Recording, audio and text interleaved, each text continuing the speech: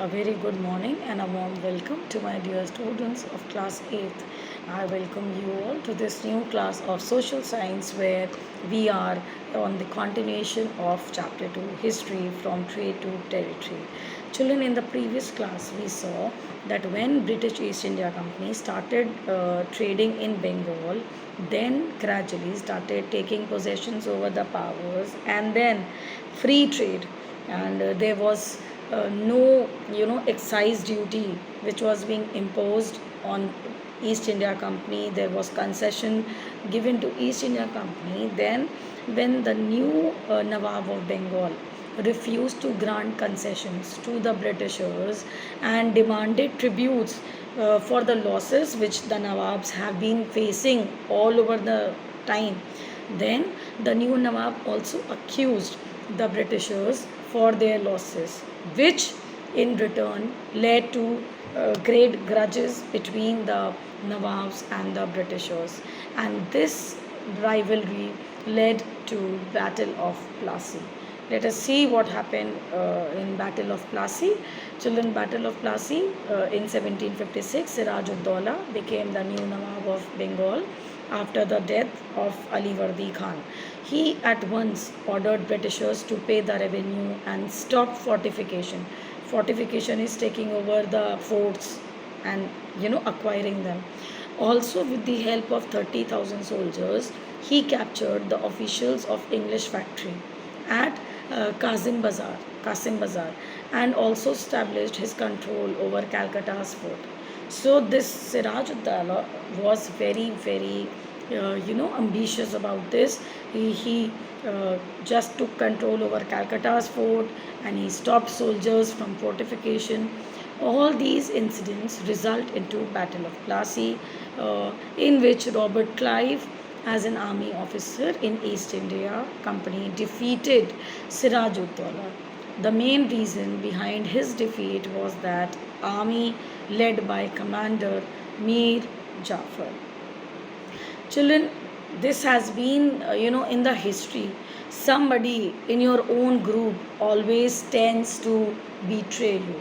So Mir Jafar never took part in the battle because Jafar was promised to be the next Nawab of Bengal by Robert Clive. Can you imagine? Because of the help of Mir Jafar, they defeated Siraj ud Daulah. So Battle of Plassey resulted into defeat of Siraj ud Daulah. Right? So what happened after Battle of Plassey? Children, Mir Jafar became the next Nawab as it was promised. The company was granted undisputed right to free trade in Bengal. Because Siraj ud Daulah died, now nobody is there to stop the Britishers, and Mir Jafar became the next Nawab.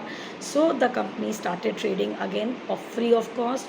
But after some time, when Nawab refused further rights, he was dethroned by the Britishers. Now, when Britishers again started demanding favors,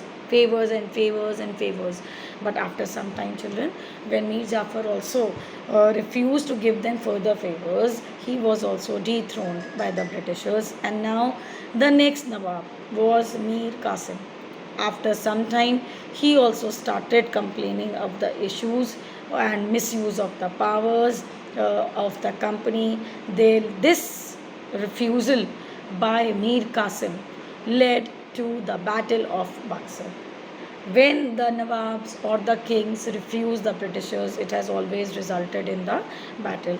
Therefore, second time, when Mir Qasim was refusing to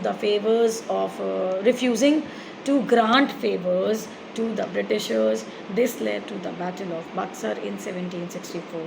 So once again, Mir Jafar came into the throne of Bengal as the Nawab, but this time he was asked to pay 5 lakhs per month to the company, but this was insufficient. It wanted more money to finance its wars. When Mir Jafar died in 1765, the company decided of becoming Nawab itself. So now did you see the cleverness of the company? East India Company now decided when Mir Jafar died that we will not appoint anybody else. We will become the Nawab on our own. right? So in 1765, Mughal emperor declared company as the Diwan of Bengal province. Who is Diwan? The head. So in 1765, they declared themselves as the Diwan. The revenue it received through Diwani was of great help, as they could now be used for buying cotton and silk and also building forts.